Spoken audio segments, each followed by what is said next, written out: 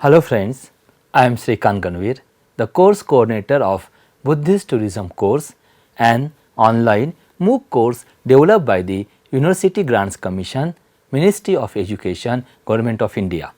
I am currently working as an assistant professor in the Department of Ancient Indian History, Culture and Archaeology, Deccan College, Postgraduate and Research Institute, deemed to be University, Pune, and a visiting faculty, Department of Pali and Buddhist Studies, Savitribai Phule, Pune University, Pune. Professor Pradeep Gokhale, Adjunct Professor, Department of Pali and Buddhist Studies and former Head of the Department, Department of Philosophy, Savitribai Phule, Pune University, Pune, is a co-coordinator of this course. I will be presenting an outline of Buddhist tourism course. The objective of this module is to present an introduction to Buddhist tourism course and Buddhist monuments, their typology and historical relevance. Heritage tourism is one of the important sub-branches of tourism. In recent years, it has gained immense popularity in the society. Growing attraction towards visiting cultural heritage has further led to the development of large scope in the field of cultural heritage tourism. Heritage tourism not only plays a significant role to thrive economy but also establishes a strong bond of cultural interaction among the citizens of different countries. India is blessed with a rich legacy of diverse cultural heritage representing different religious traditions and faiths. Among these religious traditions, Buddhism occupies a remarkable place, having an antiquity of more than 2500 years. In the span of around 2500 years, Buddhism flourished outside of India, including South Asian, Southeast Asian and East Asian countries. This is one of the major reasons for growing attraction and fascination to visit Buddhist heritage sites of India, including the sites associated with the Buddha's life, that is Ashtamahasthanas. But interestingly, visit to Buddhist heritage sites has not only been confined to the sacred Buddhist sites, but also many of the Buddhist heritage sites attracted international tourists such as Ajanta, Ellora and Sanchi, to name a few. In the last 2-3 decades, the domain of Buddhist heritage tourism has been continuously expanding, which has also widened the substantial scope for the development of infrastructure and also awareness regarding preservation of heritage sites. The 6th century before the Common Era was one of the most outstanding centuries in Indian history, which witnessed a series of historic events.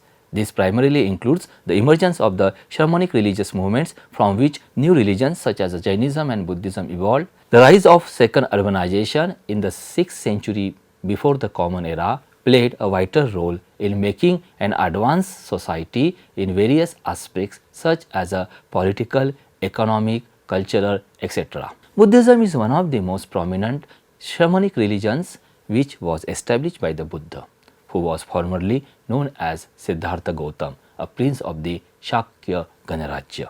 The Shakyas were ruling over the Tarai region of Nepal. Buddhism gained immense popularity during the lifetime of the Buddha itself. The principles of Dhamma taught by the Buddha attracted to the people owing to its non-complexity and ethical nature. The notable features of the Buddha's teaching predominantly include an emphasis on the observance of moral principles, the establishment of a monastic organization of religious preachers, the absence of complex religious rites and rituals, and admission into monastic organization as well as the lay community for all irrespective of social status or gender. Buddhism during the time of the Buddha itself had received both royal as well as community patronage, resulting in a widespread propagation chiefly in the regions of north and eastern India. As mentioned earlier, patronage was one of the key factors for the dissemination of Buddhism since the Buddha's time. During the 3rd century before the Common Era, the Mauryan Emperor Ashok sent missionary monks to the different regions of ancient India and outside of India, which fostered the spread of Buddhism, especially in South Asian and Southeast Asian countries.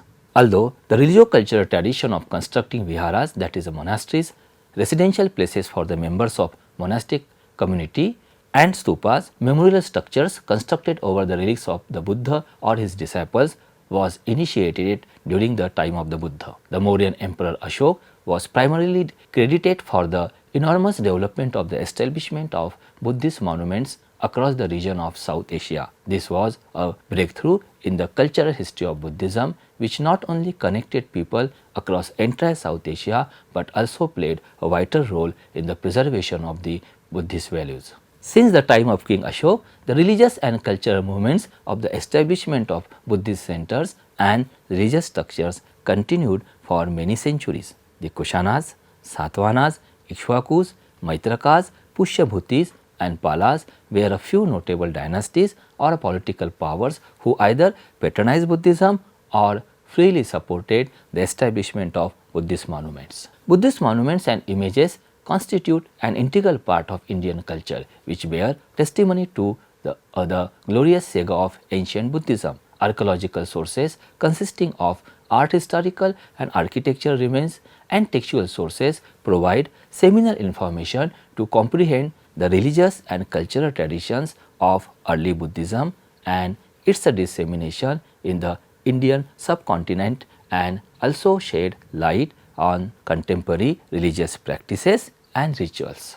Distribution of Buddhist sites. It is very important to understand the distribution of Buddhist sites in ancient India. A study of various aspects of Buddhist monastic sites leads to categorizing into sites on the basis of their distribution pattern as follows. Number 1. Sites associated with the life of the Buddha. This primarily includes 8 Buddhist sites related to 4 important events from the life of the Buddha and 4 sites associated with the performance of miraculous events by the Buddha.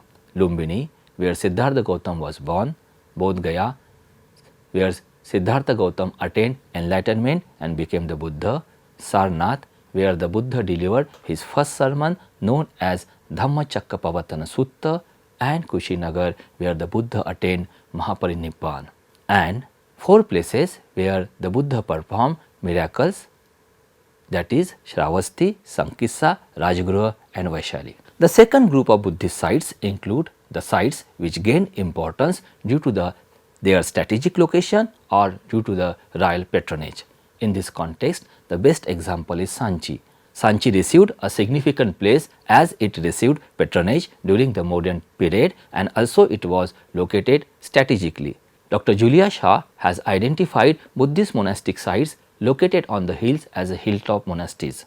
In the region of central India as well as in the eastern Deccan, we find the presence of structural remains on the top of hills. Sites such as Saddhara, Sonari, Andher are examples of hilltop Buddhist monastic sites in central India. In the eastern region too, we encounter sites located on hills such as Salihundam, Sankaram, Thotlakonda and Fanigiri.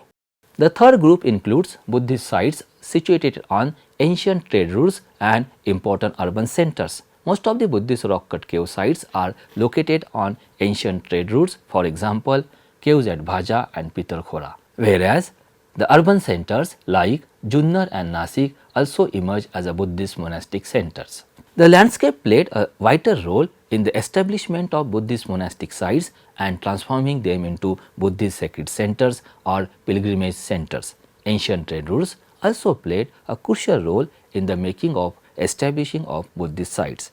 The donative inscription found in a Buddhist monuments bear testimony to the seminal role of the traders or merchants in the making of these sites. As we know, patronage has been considered one of the most significant factors in the dissemination of Buddhism since its inception. The epigraphic records confirm that not only royal patronage but also collective or community patronage were equally crucial or seminal in the spread of Buddhism and the establishment of Buddhist sites and their management.